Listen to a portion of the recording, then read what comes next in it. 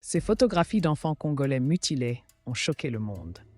D'abord accueillies avec scepticisme, elles révèlent une réalité brutale, des violences systématiques contre les civils. Les mains coupées symbolisent l'horreur d'un conflit oublié où les enfants deviennent des cibles. Notre enquête commence par vérifier l'authenticité de ces images et comprendre leur origine. Des experts médicaux et des photojournalistes indépendants ont analysé ces images. Le docteur Mukwege, prix Nobel de la paix, confirme. Ces blessures correspondent à des mutilations intentionnelles par arme blanche.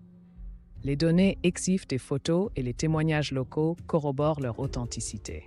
Ces preuves irréfutables balayent toute théorie de complot. La violence répond à une logique économique sinistre. Dans l'est du Congo, riche en minerais, les groupes armés mutilent pour terroriser les populations et contrôler les mines. Un activiste explique: couper les mains des enfants, c'est empêcher toute une génération de travailler ces terres. Ces atrocités s'inscrivent dans un cycle de violence remontant à l'époque coloniale. Rencontrons Nia, 8 ans, survivante de ces mutilations. Sans prothèse adaptée, elle ne peut ni écrire ni cultiver. Son psychologue décrit des cauchemars récurrents.